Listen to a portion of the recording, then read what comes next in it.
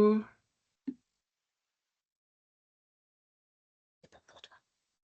va lancer l'enregistrement. Ah, là, ça y est. Donc, c'est parti. Attendez. Donc, bonjour à toutes et tous. Donc, merci d'être présents pour suivre notre webinaire du 18 juin 2025 qui porte sur un état des lieux des contrôles mutualisés émis par le groupement d'intérêt économique, le GIE, des deux OF.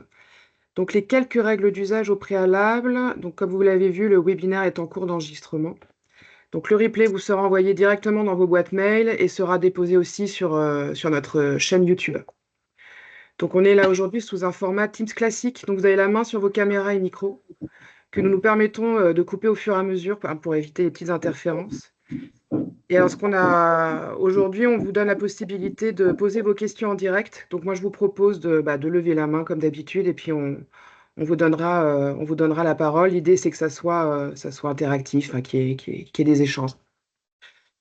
Donc, nos interlocuteurs que j'ai le plaisir de vous présenter, donc Thierry Teboul, président du GIE, et Victor Courtise, secrétaire général du GIE également. Donc, messieurs, j'en profite pour vous remercier d'être avec nous ce matin et de venir pour nous éclairer sur les enjeux de cette mutualisation et de son impact sur un organisme de formation.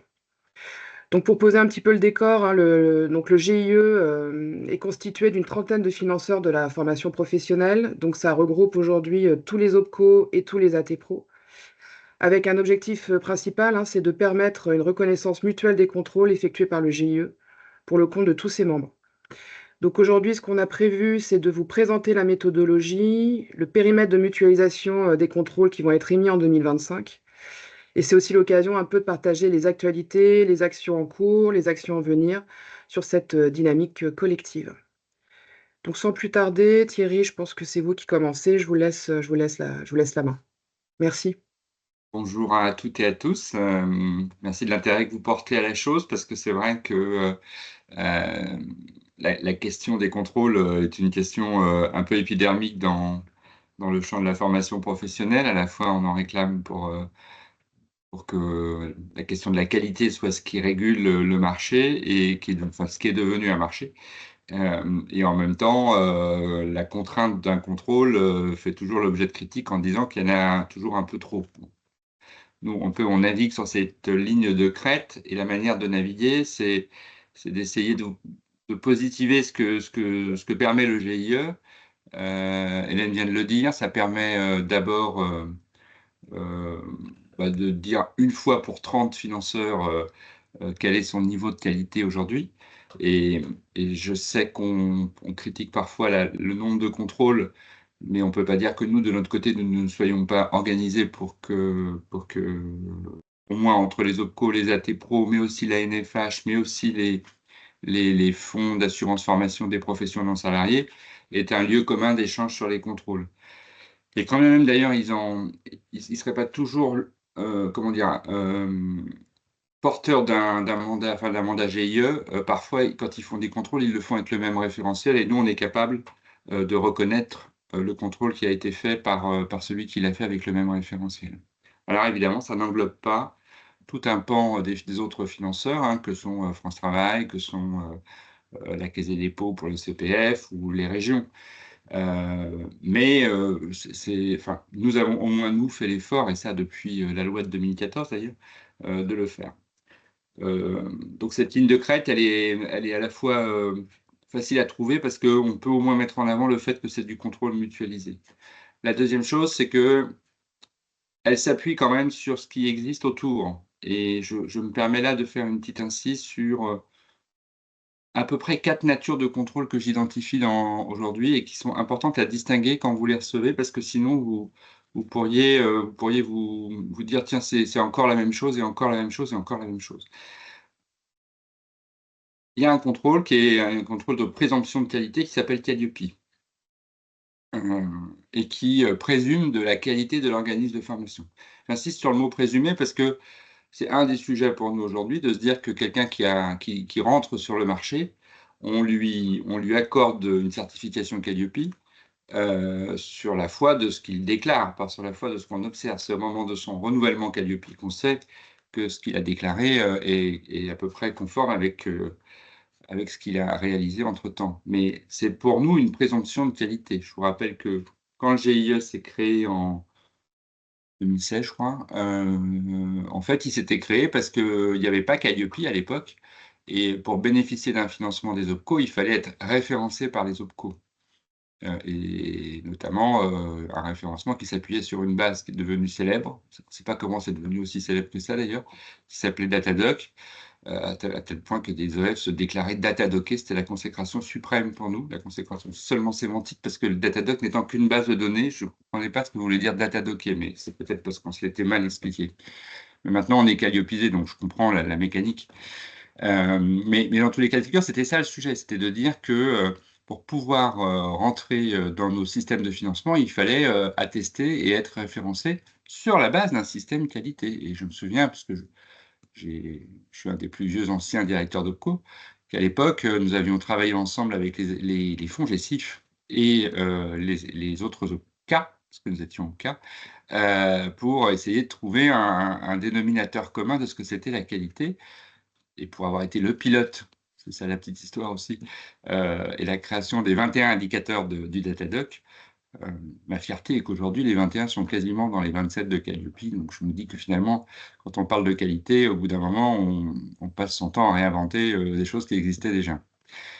Bon, mais cette histoire de, comment dire, de Calliope, elle est très importante parce que elle a vocation à, justement, à dire ce que c'est que la qualité de l'organisme de formation et des moyens qu'il met en œuvre. Or, qu'il met en œuvre, pardon. Mais en vérité, c'est pas tout à fait la même chose que ce qui est écrit dans le Code du travail sur ce que doivent vérifier les financeurs. Les financeurs, eux, ils doivent vérifier la qualité des actions de formation. Et c'est très important de distinguer l'OF, enfin l'organisme de formation, ou le CFA, ou l'OFA, de l'action de formation. Et quand on fait un contrôle, nous, aujourd'hui, on ne contrôle pas l'organisme de formation, même si c'est évidemment un nom qui est cité, mais on fait un échantillonnage d'actions de formation qu'on va aller voir de plus près pour savoir comment les actions sont déployées. Et ça nous a valu une critique, mais qu'on a sûrement entretenue en n'étant pas assez clair dans cette histoire de distinction entre ce que c'était que contrôler un OF et contrôler une action de formation, d'une part. Et d'autre part, on avait peut-être trop de confusion entre le référentiel Calliope et le référentiel du GIE. Parce que c'est un sujet qui nous semblait évident, c'est-à-dire qu'on pouvait regarder les mêmes critères à l'aune de deux choses différentes, au prisme de deux choses différentes, c'est-à-dire des moyens de l'organisme de formation d'un côté et les moyens déployés sur une action. Par exemple, dans mes secteurs d'activité, je ne sais pas si, enfin, en deux mots, l'AFDAS traite des questions sport, culture, divertissement, loisirs. On voit parfois dans des organismes de formation des nouvelles formations arriver. Donc on peut se dire, mais c'est quoi la légitimité de cette OF à faire cette formation? C'est-à-dire qu'évidemment, il y a des marchés d'opportunités pour les organismes de formation de temps en temps, et on pourrait se dire: «Tiens, mais qu'est-ce qu'ils viennent faire sur ce marché-là?» Alors, par exemple, pendant les Jeux olympiques, c'était la mode du marketing sportif, vous voyez? Tout le monde voulait faire un diplôme de marketing sportif, pensant que la France entière allait devenir marketeur sportif. Et donc en fait, c'est pas inintéressant, non pas de regarder la qualité de l'organisme de formation à cet endroit-là, parce que très souvent, ça peut être un organisme de qualité. En revanche, d'aller vérifier comment le titre, le master, la formation qui a été créée presque pour l'occasion, sur ce thème-là, elle répond bien aux critères qualité. Sauf que quand l'organisme reçoit cette notification et qu'il reçoit il recevait, parce qu'on a essayé de le faire bouger, il recevait, cette notification, eh bien, évidemment, il disait, «C'est la même chose que Calliope, donc pourquoi ils viennent nous interroger 2 fois sur Calliope?» Sauf qu'on ne regardait pas tout à fait la même chose quand même. Ça, ça m'a permis d'ailleurs de traiter à la fois Calliope et le contrôle du GIE. Mais vous pourriez encore avoir, heu, il y a encore 2 niveaux de contrôle. Un niveau de contrôle que vous ne voyez pas, qui est celui que font tous les financeurs au moment de l'enregistrement du contrat. Et j'insiste pour dire que c'est déjà un premier niveau de contrôle. C'est ce qu'on appelle chez nous le contrôle interne, c'est-à-dire que quand on a une demande de prise en charge, d'un organisme de formation, eh ben, on contrôle, au moins la qualité et la conformité de tout ce qui est fait. Et au bout de la chaîne, quand on paye normalement un organisme de formation, on contrôle aussi, là, non pas la conformité, mais la réalité de l'action. Donc ça, c'est un autre type de contrôle. Alors ça, vous ne le voyez pas et en général, il ne vous pèse pas beaucoup. Il vous pèse uniquement dans les échanges que vous avez avec votre financeur qui va vous demander telle pièce, puis telle pièce, puis telle pièce, puis il manque telle pièce pour l'enregistrer, il manque telle pièce pour le payer, etc., etc., etc.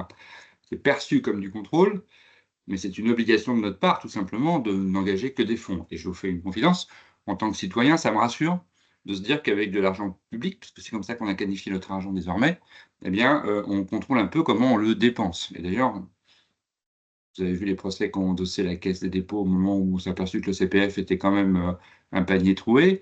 On n'est pas loin aujourd'hui d'avoir le même procès sur l'apprentissage en disant: «On paye des apprentis qui ne sont pas des apprentis» et cetera et cetera. Donc on ne peut pas vouloir tout et son contraire. Il faut qu'on ait tous ces niveaux de contrôle. Et il y a un quatrième niveau de contrôle qui, cette fois-ci, n'appartient pas au GIE, qui appartient, à chacun des financeurs membres du GIE. Et c'est pour ça que vous pourriez dire un jour: «Ah bah, ça va pas, j'ai eu un contrôle, du GIE et puis après j'ai eu un deuxième contrôle, heu, d'un des financeurs du GIE». Donc c'est pas vrai ce que vous dites, c'est pas vrai du tout, vous êtes pas du tout concertés. Mais c'est peut-être pas de même nature ce qu'on est en train de faire là. C'est qu'à la suite d'un contrôle GIE, les résultats du contrôle sont partagés entre l'ensemble des membres du GIE.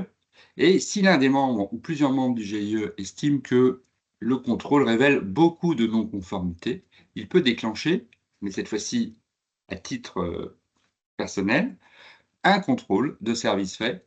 Et là, on va, rentrer vraiment dans le détail de la réalité de la conformité.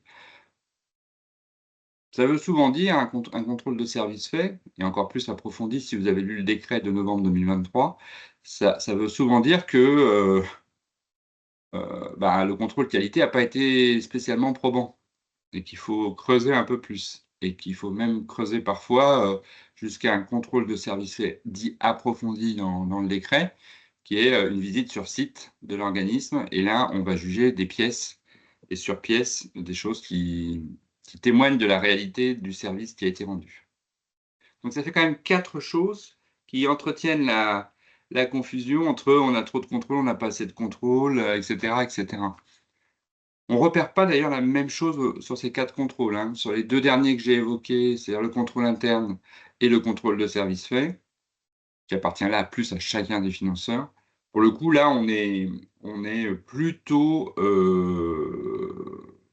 quasiment, sur une lutte contre la fraude ou des irrégularités, hein. Alors que les 2 premiers, Calliope et celui du GIE, on est simplement dans un contrôle de la qualité. Peut-être même, pour tout vous dire, qu'il y a un petit abus de langage, me semble-t-il, sur le contrôle qualité du GIE. Pour moi, on est plus dans une démarche d'audit que de contrôle. C'est-à-dire que c'est un contrôle parce qu'on vous demande des pièces, mais dans ses conclusions, ça se rapproche plus de l'audit, parce qu'à la fin, on vous fait des recommandations, on a un échange avec vous, c'est contradictoire, et cetera. On vous dit: «Bah, voilà, là, on a trouvé que c'était un peu comme ci, comme ça» et voilà. Et à la sortie, je rappelle que le GIE, je le rappelle pas parce que je l'ai pas encore dit, n'a aucune compétence en matière de police administrative. C'est-à-dire que nous, on fait le contrôle et la loi et le décret de novembre 2023, il a renforcé notre qualité, à dire que ce contrôle, il est obligatoire. C'est-à-dire que si vous le refusez, on suspend vos paiements. Ce qui est quand même pas tout à fait anodin et tant que vous n'êtes pas plié au contrôle, on peut suspendre vos paiements. Donc c'est pas de la police administrative au sens où on ne peut pas vous sanctionner. Mais en revanche, on peut vous dire: «Bah, écoutez, pas de problème, si vous voulez pas faire le contrôle, on peut suspendre le paiement». Mais ce n'est quand même pas de la vraie police administrative. Donc le GIE, c'est un groupement de moyens qui fait des contrôles pour le compte des autres et qui ensuite livre le résultat de son contrôle à des financeurs souverains dans la décision qu'ils vont prendre par rapport à ce contrôle. À telle enseigne que vous pourriez avoir, au pire des cas, parce que ça n'arrive que très rarement, très souvent on se met d'accord, mais un résultat de contrôle qui déclenche chez un financeur une action de signalement auprès, du certificateur Calliope, une action de signalement auprès d'une DRETS ou auprès de la DGEFP, et puis dans un autre, opérateur ou un autre financeur, heu, juste un rappel à l'ordre. Oui, parce qu'en fait, c'est chaque comme le GIE est un groupement de moyens, il n'a pas d'autre pouvoir que de rendre compte à ses financeurs de ce qui s'est passé lors du contrôle. Et chaque conseil d'administration, même des membres du GIE, doit ensuite se positionner par rapport à ça. Je sens, Hélène, que vous plissez les yeux. Non, j'écoute, mais c'est plus clair parce qu'effectivement, je trouvais que cette zone n'était pas forcément très claire. Oui, mais c'est des débats qu'on a avec certaines. Ils ont tort de faire ça souvent parce que ça ne met pas le contrôle sur un bon rail. Mais les gens qui nous disent mais quelle est votre légitimité à faire? Bon, déjà, il faut bien lire les décrets, c'est mieux. On est tout à fait légitime à le faire. Et deux, mais qu'est-ce que ça peut avoir comme conséquence? Rien. Accueillez-les avec le sourire, hein, les contrôleurs, ils ne peuvent rien contre vous. Ils peuvent faire un mauvais rapport, certes, mais la décision ensuite de sanction, de suspension, de signalement aux uns aux autres, elle n'appartient qu'à chaque financeur. Et j'insiste vraiment parce que, il y a moi je reçois des courriers évidemment en tant que président. C'est le seul moment où on découvre vraiment l'arrière-boutique, c'est quand on est un peu président de ce GIE. On reçoit des courriers au nom de la présidence et le nombre de confusions qu'il y a à l'intérieur sur, le GIE m'a sanctionné ou le GIE ne sanctionne pas le GIE. C'est un groupement de moyens pour faire des contrôles, et nous pouvons en faire plus des contrôles parce que, nous sommes mutualisés, dans le GIE. Parce que si nous devions faire chacun 500 contrôles, ça c'est la volumétrie annuelle, on n'aurait pas les moyens, les uns les autres de le faire dans les conditions dans lesquelles on le fait là. Est-ce Il y que a une ques je il y a une question, ouais, Thierry. allez-y. En dehors des OPCO, qui sont les financeurs membres du GIE? Donc il y a tous les AT-Pro, donc les ex-FONGECIF pour aller vite. Ensuite, vous avez, les fonds d'assurance formation des professions non salariées, donc FIF-PL. Victor, j'ai besoin de toi sur le deuxième. Et AGFIS. AGFIS, voilà. Et puis, il y a la NFH aussi, Et le la conseil régional fonction de publique. Normandie, non? Alors la région Normandie était au départ avec nous et aujourd'hui, elle est OK. plus très visible. Bah, je dois dire qu'on a à un moment donné, tenté des expériences avec, Région de France et avec, France Travail et la Caisse des dépôts, non Victor? Il y avait les Ouais, 4? ouais, il y a la Caisse des Ouais, dépôts. pour essayer, de voir si on pouvait avoir un référentiel commun de contrôle. Moi, je pense que c'est compliqué. En fait, ce qui nous manque entre nous, c'est plutôt un droit de communication sur ce qu'on observe. Je dis ça parce que, on a tenté à un moment donné au sein du GIE d'accueillir, d'autres financeurs que ceux qui nous ressemblaient, c'est-à-dire des financeurs paritaires, notamment France Travail, notamment, la Caisse des dépôts et cetera. Bon, d'abord, il faut bien se dire une chose, c'est qu'on ne finance pas toujours le même type d'action et du coup, avoir un même référentiel pour contrôler des choses qui ne se ressemblent pas, c'est compliqué. On a déjà entre nous, par exemple entre les AT-Pro et les OPCO, une difficulté, c'est que dans un cas, vous avez une grande partie de notre activité qui peut reposer sur l'apprentissage et dans l'autre, on est sur des systèmes de reconversion. L'analyse de la qualité de la formation, elle est déjà biaisée par le prisme de l'objectif. Elle peut l'être aussi par le biais des types de publics, adultes, jeunes, demandeurs d'emploi, pas demandeurs d'emploi, salariés. Heu, qui est le prescripteur? France Travail, une entreprise? On voit bien qu'on a une vraie difficulté à trouver aussi des référentiels communs. Ce qu'il faudrait qu'on ait, et je pense que c'est vers ça qu'on va aller petit à petit, c'est, un espace d'échange des données qu'on récupère sur les organismes de formation. Alors afin de ne pas, embêter, les bons, et de mettre un peu de pression sur ceux qui ont des marges de progrès, pour le dire, très simplement. Je parle pas de ceux qui dérapent, parce que ceux qui dérapent, en fait, il y a un arsenal juridique qui nous permet de déclencher des choses. Mais si on vise l'augmentation de la qualité de la formation dans notre pays, alors il faut qu'à un moment donné, on arrive à faire converger des informations, à défaut de voir converger les référentiels de contrôle, parce que les publics sont pas les mêmes, parce que les ambitions sont pas les mêmes, parce que les objectifs pédagogiques, parfois, ne sont pas les mêmes. Et notamment sur des programmes de remobilisation chez France Travail, je ne vois pas comment on peut avoir les mêmes critères d'appréciation que sur une formation diplômante, en apprentissage, une formation courte, de développement de compétences sur le plan de développement des compétences et un CPF qui va durer 15 jours et qui traite de l'obtention d'un permis de conduire. Enfin, je veux dire, à un moment donné, je sais bien que ça serait mieux que tout le monde se adapte le même modèle, ça vous faciliterait la vie, mais c'est comme quand on me dit qu'il y a trop d'OPCO, vous voyez? Moi, je connais pas de marché où vous avez 11 clients. Moi, à chaque fois qu'on me dit qu'il y a trop d'OPCO, je dis qu'il y a trop de CFA. J'en voudrais qu'un, moi, parce que c'est plus facile de traiter avec un seul CFA. Vous trouvez pas? On s'envoie une facture, on sait comment ça marche, etc. Je trouve ça bien. Ceci dit, avec la réforme qui s'annonce du financement de l'apprentissage et les restes à charge dans tous les sens, les CFA vont découvrir que c'était bien pratique de n'avoir que 11 clients, parce que maintenant elles vont avoir les 11 clients, plus le reste à charge à aller chercher auprès de toutes les entreprises avec lesquelles elles travaillent, ça va être un peu plus compliqué. Est-ce que je peux lire, vous me laissez 2 secondes pour lire Ouais. les questions qui arrivent sur le côté? En fait, je me dis, Bonjour. Ah ouais, ça, je viens d'y répondre sur les autres financeurs, ça va? J'ai répondu là? oui, mais oui, oui, parce qu'on par contre, c'est la question sur les subventions comme financement. Apparemment, il existerait des subventions comme financement dans le GIE. ESACO, peut-être la personne qui a posé la question, parce que je ne la comprends pas ce que c'est qu'une subvention comme financement. Dominique, vous pouvez prendre la parole, s'il vous plaît? Il faut activer votre micro, hein.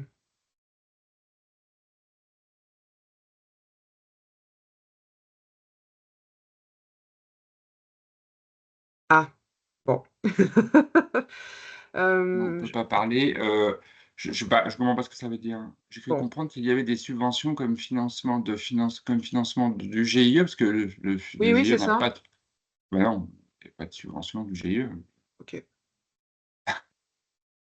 Après, c'est une idée que je peux peut-être creuser. On s'est jamais dit qu'on allait chercher une subvention pour faire du contrôle. C'est pas idiot. Merci beaucoup pour la suggestion, pourquoi pas. En revanche, quel financement pour payer les différents contrôles et labels? Bah, moi, je ne sais pas comment Calliope, comment ça marche, mais par contre, sur les contrôles des OPCO, c'est une partie de nos frais de gestion qui sont consacrés à la mutualisation des contrôles au sein du GIE. C'est-à-dire que ça, c'est pas très compliqué.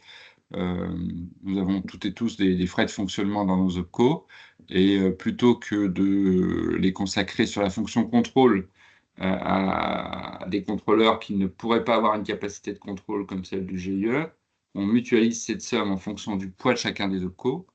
Voilà. Plus on est petit, moins on paye, et plus on est gros, et plus on paye. En fait, Jean-Philippe précise qu'il ne parle pas des financements pour les financeurs, mais plutôt du côté OF. Tous les financements qu'un OF doit mettre en œuvre pour pouvoir répondre justement à tous ces contrôles et labels. Ah bah oui, c'est ce qu'on nous dit à chaque fois, ça coûte cher les contrôles. J'en sais Ouais. quelque chose, hein, aujourd'hui, moi j'ai plusieurs contrôles moi aussi chez moi aujourd'hui sur comment on a utilisé l'argent. Ah ouais, c'est l'activité de reporting, elle s'est renforcée chez chacun d'entre nous. Aussi parce qu'on se rend compte que, à travers la collecte de l'Urssaf, aujourd'hui et le passage par des fourches codines comme France Compétences et cetera, l'argent, de la formation est de plus en plus, a de plus en plus un caractère public et vous le savez, par exemple, sur l'apprentissage. Aujourd'hui, sans argent public, il y a pas d'apprentissage dans le pays, hein, quand vous voyez le déficit de France Compétences.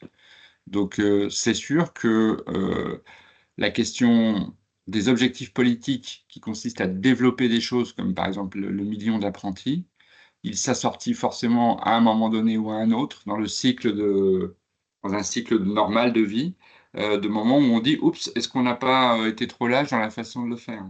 Donc c'est vrai que ça multiplie les contrôles et voilà, oui, et probablement que ça demande du travail supplémentaire à chacun, mais en même temps, il me semble que, sur les indicateurs qui sont présents là, ne pas pouvoir les fournir, un peu sur étagère, ça demande du temps, hein, je ne nie pas. Mais ne pas pouvoir les fournir sur étagère, c'est ça qui peut, à un moment donné, coûter et prendre du temps à chacun des organismes de formation. Et donc, c'est pour ça qu'on a fait une publicité, des pièces demandées, des preuves qu'on vous demanderait et cetera, qui à mon avis, dès lors qu'elles sont stockées et dès lors qu'elles sont connues d'avance, permettent de se dire que si j'ai un contrôle, j'aurai ça. Moi, en ce moment, j'ai des contrôles dans tous les sens. Je peux vous dire que j'en tirerai au moins une leçon, c'est qu'il y a certaines pièces qu'il vaut mieux avoir sur étagère que d'aller fouiller aux archives. Et ça a des impacts sur la qualité du travail que, en tant que financeur, je dois faire. Alors, vraiment, la vraie difficulté, elle est quand vous ne connaissez pas la règle du contrôle.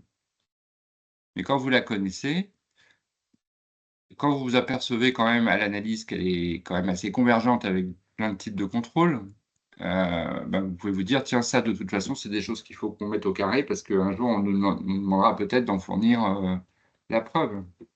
C'est aussi ça une démarche qualité. Enfin, je sais pas si vous avez ça chez vous, mais moi, j'ai un service de contrôle interne à l'AFDAS qui tous les jours me dit: «Bah, là, c'est dommage qu'il y ait pas de procédure, là, c'est dommage qu'il y ait pas de trace de ça», et cetera, qui est indépendant, et c'est plutôt sain, je trouve.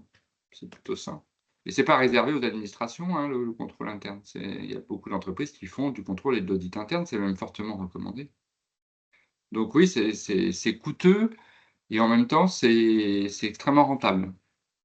À la fois pour, le cas échéant d'un contrôle, mais aussi pour la qualité du travail qui est fourni, dans vos organisations respectives. Alors, qui paye? Je sens un peu d'agacement avec les points d'interrogation qui se multiplient alors, qui paye les sous-traitants qui font le contrôle du GIE? Je viens de le dire, c'est nous. En fait, chaque financeur est appelé en début d'année, sur une somme. On vote un budget de contrôle, donc je vais répondre. Heu, cha chaque, chaque financeur est appelé sur une somme à partir du moment où on établit un budget de contrôle. En ce moment, je dirais que de manière assez routinière, on a un budget d'1 million d'euros par an pour faire des contrôles et donc on sait qu'on a besoin de ce million et on dispatche ce million par taille, de financeurs membres du GIE, le «nous» en question, puisque vous demandez qui c'est «nous», moi c'est l'AFDAS par exemple, je cotise au GIE pour qu'il fasse pour mon compte, des contrôles et ensuite on mandate des sous-traitants pour faire ces contrôles. Le mandatement de ces sous-traitants, il se fait sur un marché public et un cahier des charges extrêmement précis, que nous avons modifié en 2024 d'ailleurs et qui, voilà, exige de celui qui fait le contrôle un certain nombre de choses en matière de méthode, mais aussi en matière de production du résultat de contrôle et c'est comme ça qu'ensuite derrière on partage ces contrôles à partir des résultats, qui ont été produits par le prestataire et le prestataire est payé avec les fonds de chacun des administrateurs à hauteur de combien ils pèsent dans l'écosystème. Il y a combien de prestataires à peu près, Thierry? Parce qu'ils sont pas très nombreux, je crois, de mémoire? Ils sont 5, Victor? Oui. Hein? Ils sont 5, alors il y a 5, enfin pas très nombreux, 5 c'est pas mal déjà et 2 ils sont aussi dans le cahier des charges, recrutés pour être en capacité de faire des contrôles sur l'ensemble du territoire, y compris les DROM. Oui, oui.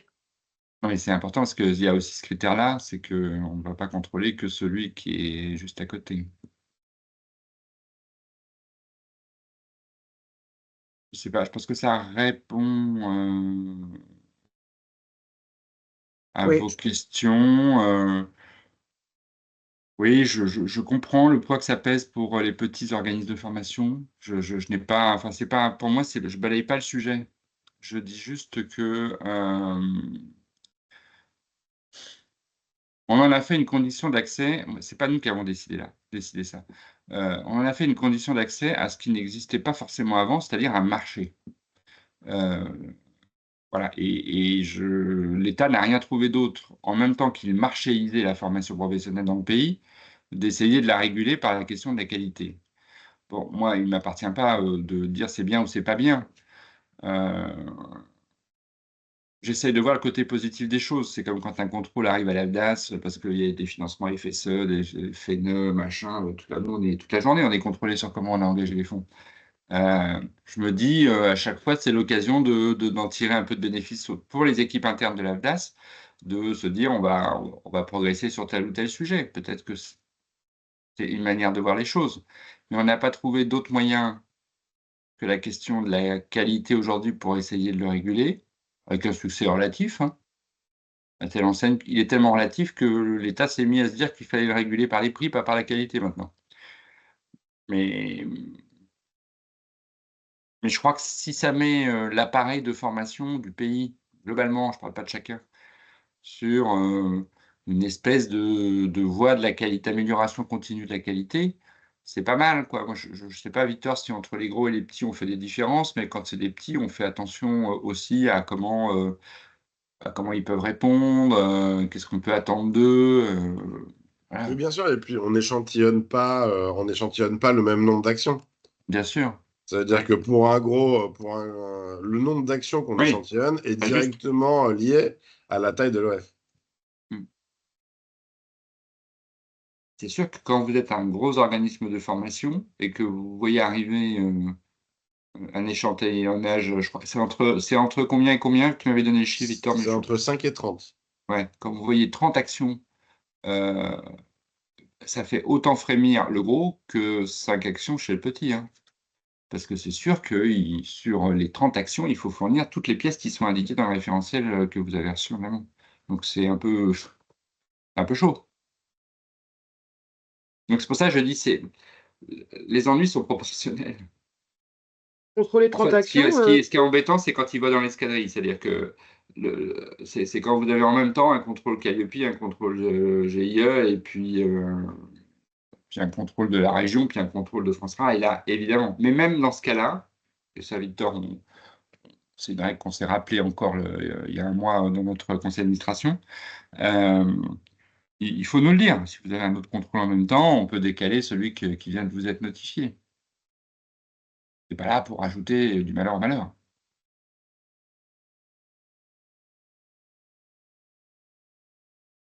Heu je lis en même temps, Calliope a été qualifié d'échec.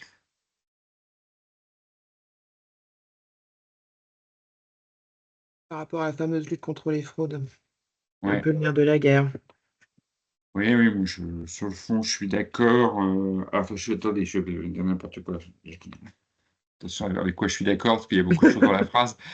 Hem, Calliope est un échec, oui, bon, c'est l'avis du conseil de ministres, je sais pas ce qu'il y connaît le conseil de ministres sur Calliope, mais bon, heu, à une époque, on avait critiqué le système d'avant parce qu'on disait que c'était chaque financeur qui décidait tout seul dans son coin qui il allait référencer et donc qui était de qualité. Bon, aujourd'hui, on crée une norme, on dit: «Oh non, la norme, ça va pas» et cetera et cetera. C'est sûr que 100 des fraudeurs sont Calliope. C'est un énoncé, un peu angoissant parce que, voilà. Mais en même temps, je pense qu'on mélange 2 choses. On mélange, un contrôle qualité et un programme de détection et de lutte contre la fraude. Nous avons bâti un référentiel de contrôle de la qualité, pas un référentiel de lutte contre la fraude. Pour moi, c'est un autre sujet, la lutte contre la fraude. D'ailleurs, on est de mieux en mieux armés pour le faire.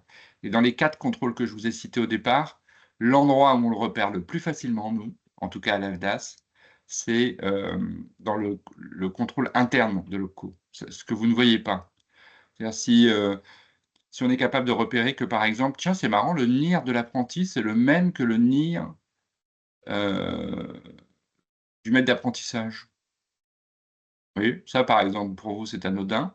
Pour nous, avec l'intelligence aujourd'hui artificielle dans nos systèmes d'info, on est capable de le détecter. On est capable de détecter, que la personne, elle est maître d'apprentissage, enfin, qu'un apprenti est apprenti à un endroit et maître d'apprentissage à un autre. On est capable de repérer que l'entreprise, par de la géolocalisation et de la photo par Google, Photos, il est dans un CFA qui est un groupe d'immeubles où il y a que des habitations. Oui, et pour moi, vous voyez, là, ça n'a rien à voir avec le contrôle qualité, ça. C'est un programme de détection, de la fraude et vous n'imaginez pas à quel point aujourd'hui on développe des outils dans chacun des OPCO, voire même un jour de façon mutualisée, de lutte contre la fraude. Alors évidemment, les mailles, elles ont été tellement élargies que pour l'instant, on n'en prend que quelques-uns. Mais à la manière du CPF, parce que le CPF a connu exactement le même cycle, après avoir dit: «Tout est permis», aujourd'hui, on voit bien que la maille se resserre et qu'on commence de plus en plus à repérer des choses. Et là, pour le coup, on déclenche un paquet de contentieux avec des organismes de formation, heu, y compris des contentieux groupés entre différents financeurs, quoi. Donc les escrocs, on essaye de se trouver des moyens. Le seul endroit où on essaie de vérifier quelque chose au sein du GIE, c'est qu'on a changé notre échantillonnage et que désormais 20% des contrôles que l'on fait sont dédiés aux organismes qui ont un... Alors c'est un NDA depuis moins de 2 ans ou qui sont OFA depuis moins de 2 ans, Victor? Je ne sais plus. Pour l'instant, c'est MDA de moins de 2 ans parce qu'on n'a pas on Ouais, n'a pas encore les moyens de contrôler les sirènes de moins de 2 ans. Mais... ouais. Oui, parce qu'on s'est aperçu, alors encore une fois, il ne s'agit pas de mettre une barrière à l'entrée et de suspecter que les nouveaux entrants sur le marché sont tous des fraudeurs, c'est pas le sujet. Mais statistiquement, on peut repérer que pendant les 2 premières années, c'est des moments où il faut quand même surveiller la qualité d'un nouvel entrant sur le marché. Ça, typiquement, c'est pas de la lutte contre les escrocs, c'est pas des solutions, mais voilà. Et puis troisième point par rapport à la remarque qui est faite par Monsieur Beck, la seule solution pour contrer les escrocs serait une visite physique annuelle à l'improviste. Bah oui, c'est ce qui nous arrive de faire, hein, y compris dans nos OPCO. Mais on le fait de façon ciblée, vous ne le voyez pas parce que c'est ceux dont on se... Voilà. Et deux, on le fait avec beaucoup d'attention, parce que pour la première fois depuis 2 ans ou 3 ans qu'on fait ce genre de choses, on s'est aperçu que ça pouvait être dangereux même. C'est-à-dire qu'il y a des contrôleurs qui se sont fait agresser dans certains endroits, qu'on a empêché de rentrer, etc., etc. Parce que ça ressemble un petit peu à de la bande organisée, tout ça. Et parfois, c'est très intimidant hein, d'aller faire un contrôle dans certains organismes de formation. Et on a eu des cas. On a eu des cas. Et je sais qu'il y a un ou deux OPCO qui désormais disent: moi, je ne veux plus envoyer mes équipes aller faire des contrôles sur site parce qu'elles sont malmenées, elles font l'objet d'intimidation, par exemple. Donc, voilà, le seul moyen de faire ça, c'est d'envoyer des gens sur place, oui. Le seul moyen de faire ça, c'est d'envoyer des gens qui ont un mandat de police administrative pour le faire. Et donc, c'est pour ça qu'on signale au DRETS, nous, les cas qui nous semblent extrêmement suspicieux. Après, le Conseil des ministres, il ferait mieux de se poser la question de est-ce que les DRETS sont les moyens que de se poser la question de ce que Calliope est bien, parce que c'est toujours pareil. Voilà. Moi, je ne fais pas de politique, hein. Je dis juste que il faut s'émouvoir des faibles moyens de ceux qui ont la police administrative aujourd'hui pour faire des contrôles sur site. Et quand vous téléphonez au DRETS, une DRETS va vous répondre tout de suite et voilà. Je vois les Et autres questions qui continuent. Vous ouais, avez dit: «Est devenu un marché, ce qui régule le marché, c'est la demande et la concurrence». Ouais. on va prendre la question de Catherine quand même pour donner la parole un peu à tout le monde. Ça est juste au-dessus. Ouais, pardon, excusez-moi, je l'ai pas vu. Est-ce que l'on peut avoir la description concrète du déroulement d'un contrôle, depuis Mmh. l'annonce, le choix des actions, le temps Mmh. prévu sur place, les docs demandés, Donc etc. après un échantillonnage, fait, à partir de critères qui relèvent à la fois des organismes qu'on a le plus financés, des organismes qui sont depuis moins de 2 ans dans la base, des organismes tirés au sort, des organismes Victor aide-moi, heu, alors On a les moins de 2 ans, les tirés au sort. On a certains où on a des doutes. oui, signalement d'OPCO, Et après, on a les plus gros. c'est Donc les ça. plus mutualisés et les plus mutualisés, ceux qui représentent le plus gros chiffre d'affaires. Mmh.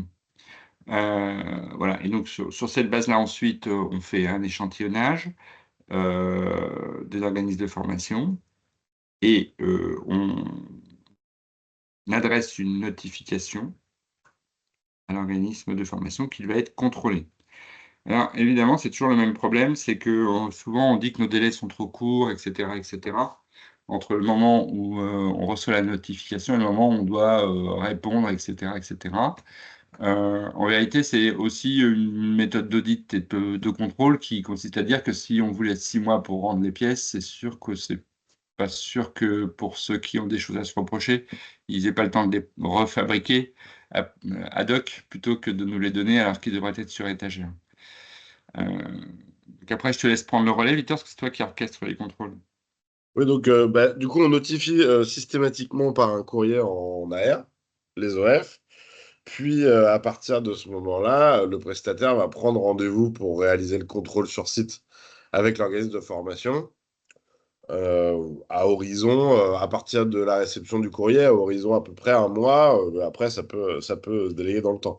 La consigne passée, alors je sais que certains des prestataires sont un peu rigides, mais la consigne passée est d'être quand même conciliant dans la date de rendez-vous, notamment si bah, c'est une période où il y a d'autres contrôles, notamment si c'est des périodes d'inscription des apprentis, etc. C'est des périodes de rush pour l'OF. En tout cas, les prestataires ont consigne de, d'être conciliants et d'accepter. Ceci fait, du coup, on récupère toutes les actions qui ont été financées par les membres du GIE, donc pas toutes les actions tout court, mais celles financées par les membres du GIE, qui sont les seules actions qui nous intéressent. Et parmi ces actions, nous échantillonnons du coup entre 5 et 30 actions, qui sont les actions que nous contrôlerons sur site pendant le contrôle. Voilà. Ouais, c'est important de dire que c'est sur site, hein. Ces contrôles-là se font toujours sur site. C'est une question qui nous a souvent été posée. Donc, encore une fois, on essaie de panacher également. Donc, la formule de calcul, c'est la racine carrée du nombre d'actions financées, avec un minimum de 5 et un maximum de 30. Ça veut dire que s'il y a 100 actions, par exemple, racine carrée de 100, ça fait 10. Donc, on contrôlera 10 actions. S'il y a 9 actions financées, racine de 9, ça fait 3. Donc, on en contrôlera 5. Et s'il y en a 1 million, racine d'un million, je ne sais pas combien ça fait, mais on en contrôlera 30. Grosso modo, c'est ça la. Enfin, c'est pas grosso modo.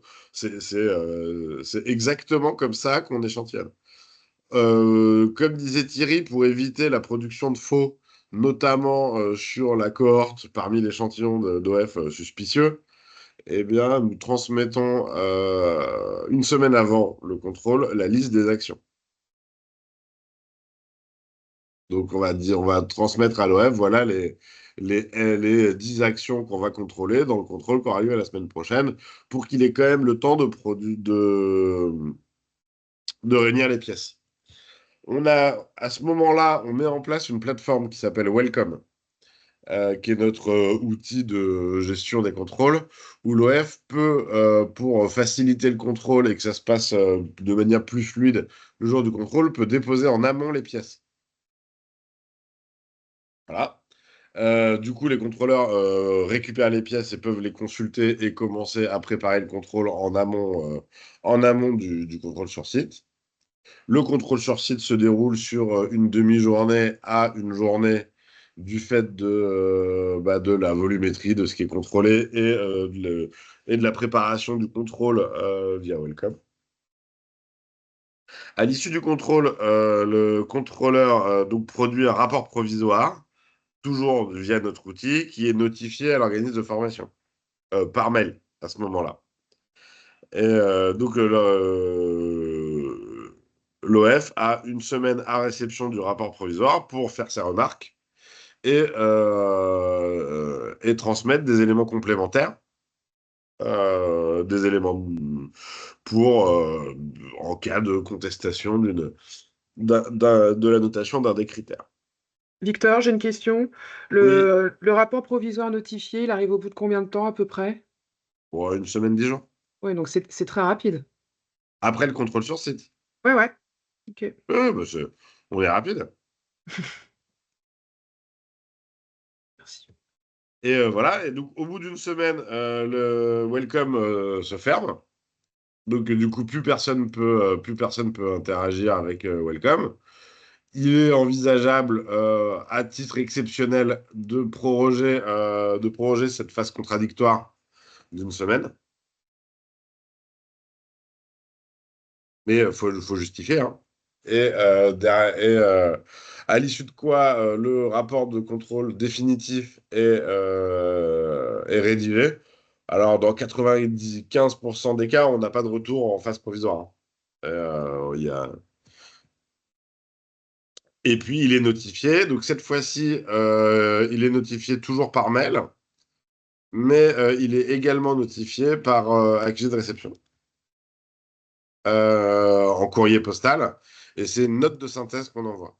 Donc, on rédige une note de synthèse, systématiquement, du contrôle qu'on envoie en AR avec un courrier d'accompagnement classique. Voilà.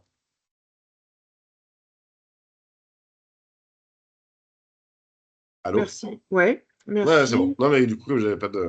Voilà. Bon, bah, voilà exactement le déroulé du contrôle. Question de Catherine. Est-ce que vous pouvez nous donner les principaux écarts relevés lors des premiers contrôles? C'est-à-dire, sur quels Catherine de indicateurs Cat- ça pêche? Catherine va prendre la parole. Vas-y, Catherine. Bonjour. Oui, exactement. Sur quoi vous trouvez les écarts de qualité en, en- en- en priorité, on va dire, enfin en plus grand nombre? Aujourd'hui, j'ai pas encore de retour. Là, on est dans les phases En fait, de ouais. contradictoire. Mais peut-être qu'il faut rappeler un truc que je n'ai pas rappelé, c'est qu'en 2024, on a refondu le référentiel. On a fait un marché public donc tout ça nous a pris quasiment 6-8 mois. Et on a fait un petit test seulement sur 50 organismes de formation du référentiel pour voir s'il marchait bien. Au passage, il marche très très bien, c'est-à-dire que les 50 organismes, ce n'est pas des petits ou des gros, etc., c'est un mixte, ont tous dit que ça avait un peu clarifié les choses, ce nouveau référentiel par rapport à Calliope, etc. Et donc ils nous ont fait quelques recommandations qu'on a repris. Et à partir de cet échantillonnage de 50, vous allez me dire que ce n'est pas beaucoup, mais on voulait tester quand même avant de lancer à grande échelle nos contrôles. Et du coup, pourquoi on ne peut pas vous répondre, c'est que sur ces 50, ouais, je crois qu'il y avait un organisme qui était un peu avec un écart, avec des, comment dire, des non-conformités mineures, hein, c'est ça, je crois qu'il y en avait un à Oui. 70%, je crois, qui n'était pas terrible, mais c'était intéressant de l'avoir quand même parce que du coup, ça permettait de voir comment il répondait et comment notre process de contradictoire pouvait fonctionner. Et une fois qu'on a entériner définitivement en début d'année le référentiel à partir de l'enquête de satisfaction qu'on a fait auprès des 50 testeurs, des bêta-testeurs du référentiel. Du coup, là, on a lancé en mars, là, simplement, la campagne à grande échelle. Et donc, on ne peut pas vous répondre pour l'instant parce qu'on n'a pas assez de recul par rapport à la première campagne qui a été faite en mars, en novembre. Voilà. Vous pouvez donner le nombre d'OF contrôlés visés là, pour l'année 2025, parce qu'il y a une campagne en 500, mars, ouais. 500, Mm, et mm. sur l'année, hein, parce qu'il y a Ouais, une, ouais, il y a une campagne relancée en septembre, hein, on est d'accord, hein. ouais, ouais, ouais, ouais. Oui, là, on Elle a est lancé faite. 250 contrôles avant l'été. Et on en relancera 250 après. Et il y a une part de CFA, non, qui est Ah, bien aussi sûr. identifiée dès le départ. Enfin, Ah bah oui, ça fait partie de l'échantillonnage des OF aussi, puisque évidemment, puisque dans les trois des critères qu'on vous a donnés au départ d'échantillonnage, les choses qu'on finance le plus, aujourd'hui quand même les OPCO ont une part dominante de financement, y compris par rapport aux AT Pro, hein. Les AT Pro, c'est 500 millions d'euros. 500 millions d'euros, c'est même l'AFDAS qui est l'antépénultième avant santé et uniformation, il fait déjà 800 millions d'euros. Donc, vous voyez qu'un petit OPCO comme l'AFDAS, ça fait tous les AT Pro. Donc, à partir du moment où vous prenez tout ce qu'on a financé, et à l'intérieur des 800 millions d'euros que finance l'AFDAS, il y en a 500 millions pour l'apprentissage. Donc, ça va toujours respecter un petit peu ce format-là, enfin, cette proportion-là. Vous voyez. Donc, pour nous, 5/8, à la fin, ça va se traduire dans tous les OPCO par 5/8 quasiment, voilà, à part uniformation et santé qui font moins d'apprentissage que les autres. Aujourd'hui, tous les autres font beaucoup d'apprentissage et donc quand on renvoie nos listes de ce qu'on a financé, évidemment, l'apprentissage pèse plus que le reste. Je sais pas si ça répond à votre question, Hélène, oui? Ouais. Ouais. Question de Catherine, l'homogénéité des contrôleurs, comment vous l'assurez? Parce Ouais. que c'est vrai que c'est un reproche qui a été fait par rapport au marché de prestataires de Calliope, hein, où il y avait quand même des postures Et un du peu GIE, différentes. et du GIE. Ouais. Et Dans son ancienne version. Oui, ok. oui, on a pris ça en compte. Alors d'abord, on a rédigé un cahier des charges qui était un peu plus costaud que ce qu'on avait fait la première fois pour les nouveaux contrôleurs. Deux, on s'est fait accompagner par un consultant pour accompagner les OF dans la phase de démarrage, pour leur montrer exactement ce qu'on attendait de chacun des organismes de contrôle, pardon, pas des organismes de formation, de contrôle. Et donc, on a vraiment essayé de lever l'objection sur cette critique. Alors évidemment, c'est comme quand vous prenez un cabinet de consultants, hein. Au départ, il est tout beau, tout nouveau, puis un jour, on vous dit qu'on a changé le consultant qui travaille pour vous et puis vous êtes plus content. On essaie de veiller à travers notamment la qualité des rapports qui nous sont faits, à travers, les remontées qui nous sont faites, hein. Moi, j'ai honnêtement encore une fois, là, je m'adresse à l'organisation, Synoptes, faites-nous remonter, les cas où, je sais pas, un organisme a été maltraité ou je ne sais pas voilà, voilà, j'ai pas de j'ai pas d'état d'âme. On paye une prestation, j'aimerais bien, sans jeu de mots, qu'elle soit de qualité donc et puis qu'elle instruise un vrai dialogue de gestion avec l'organisme de formation. Heu, si c'est pas le cas, il faut nous le dire et on fait un retour à la voilà, c'est même une des clauses, pour annuler, le marché d'un de nos sous-traitants, hein. C'est pas des petits sous-traitants, hein, c'est des gens qui ont l'habitude de la mission de contrôle et de la mission de ce qu'on peut leur faire comme reproche parfois, c'est de moins bien connaître, le la formation en tant que telle, en tant que secteur. Bon, mais même ça, parce que il m'arrive souvent de regarder un petit peu ce qu'on a recensé comme contrôleurs, bah, ils ont quand même un peu de voilà, la critique est un peu facile parfois.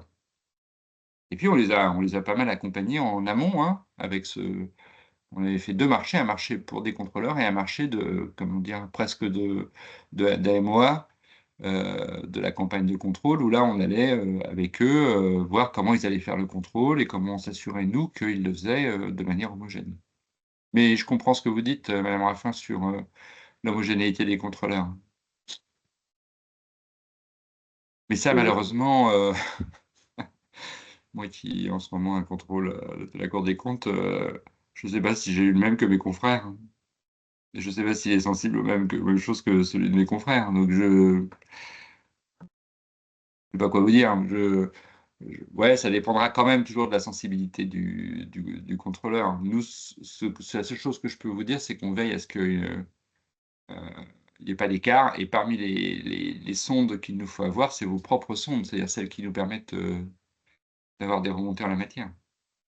C'est pour ça, j'en profite, le Synopdes a un groupe de travail qualité, donc là, ça a été remonté, hein, que dès lors, sur le terrain, sont perçues, des postures de contrôleurs un peu trop zélés sur tel ou tel sujet, nous, on peut être un canal effectivement pour le remonter, non seulement au Ah GIE, oui. mais aussi, vis-à-vis de la DGFP. C'est ce qu'on a fait d'ailleurs pour Calliope, hein, donc Mmh.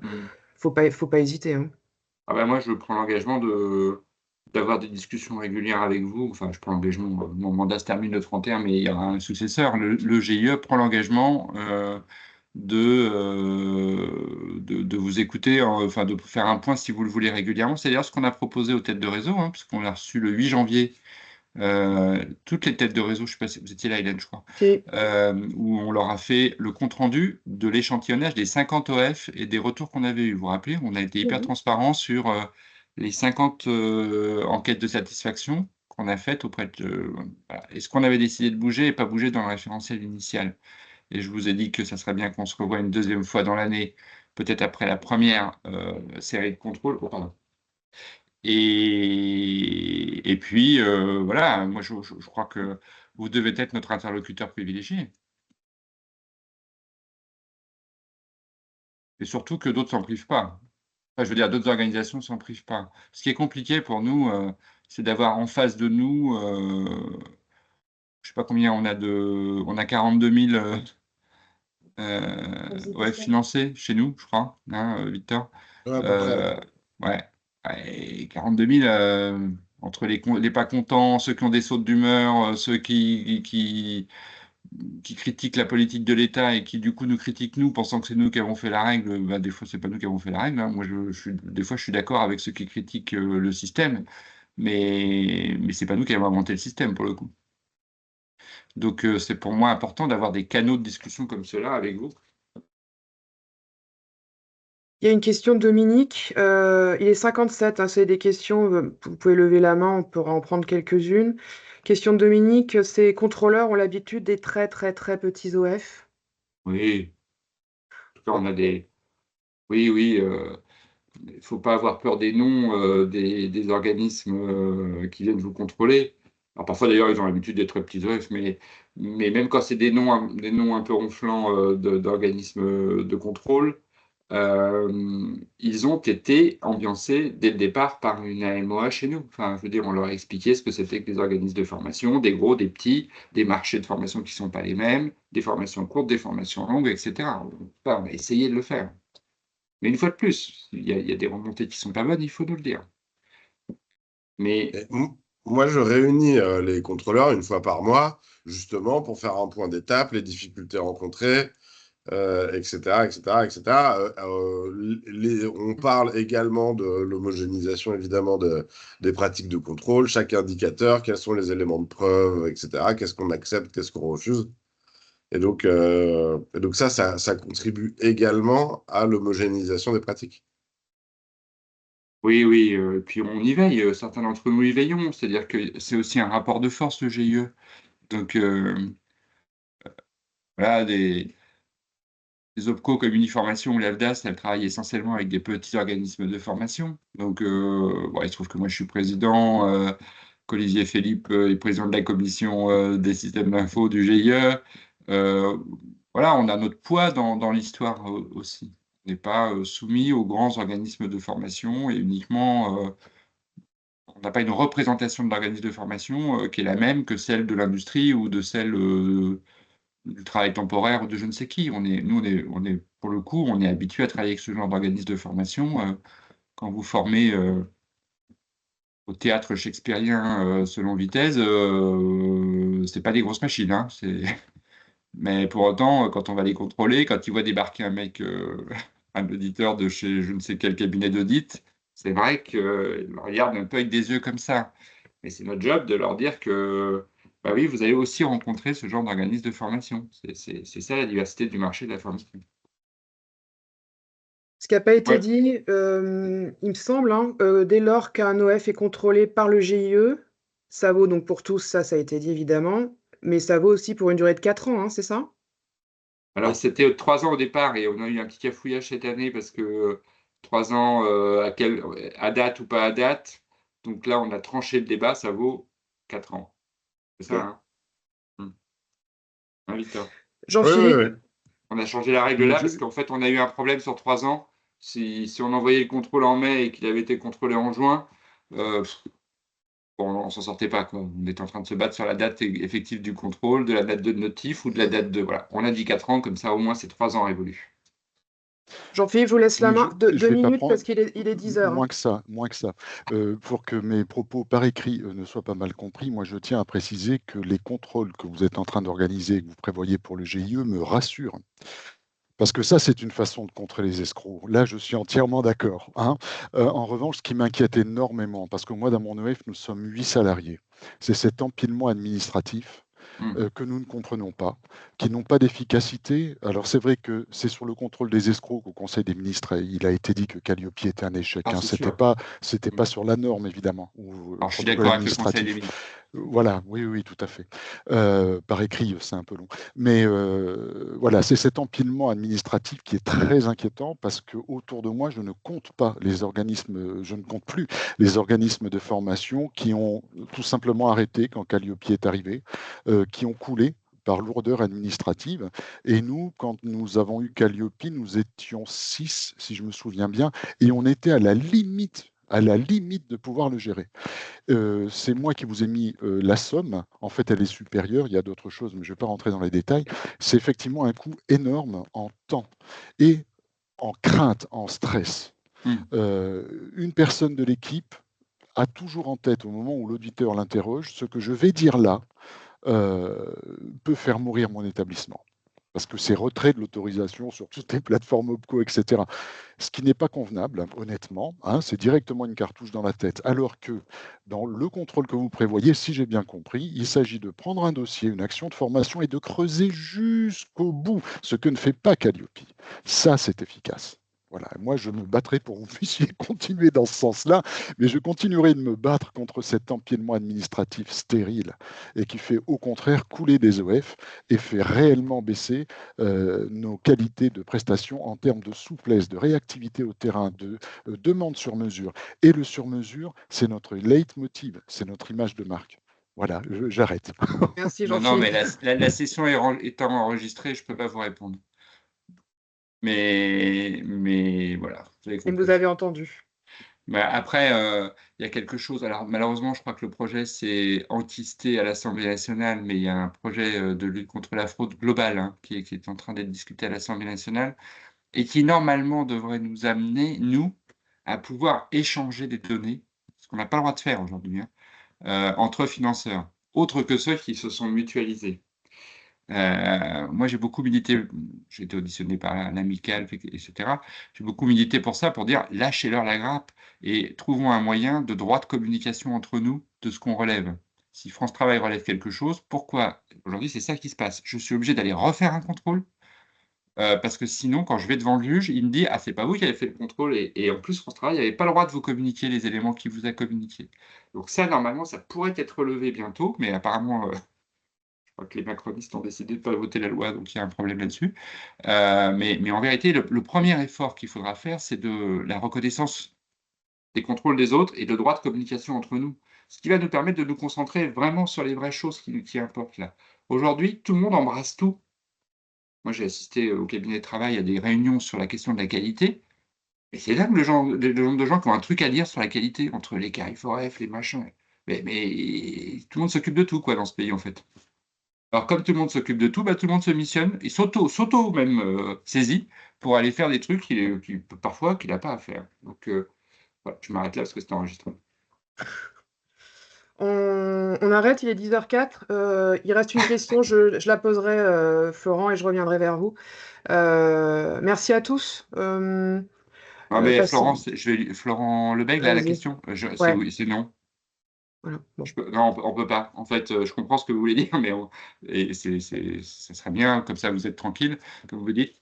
Mais en fait, c'est pas possible aujourd'hui. Dans notre système d'échantillonnage et notre système d'accord entre nous de qui on contrôle et comment on le contrôle. Parce que là, on risque d'être débordé par tous les organismes de branche qui voudraient être tranquilles pour 4 ans, qui arriveront en même temps, et du coup, on n'aura plus cette variation d'échantillons. Merci Thierry, merci Victor, merci à tous, et puis passez une très bonne journée, et puis je pense qu'on se reverra J'espère que ça vous aura prochainement. été utile. Et puis, si ce n'est pas encore assez, n'hésitez jamais à nous solliciter. Moi, je pense que nous n'avons pas fait assez Oui. le service après-vente de ce que nous faisons, parce que je pense qu'on n'a pas été assez explicite sur le sujet. Voilà. Merci à vous, on peut arrêter l'enregistrement, et à très bientôt.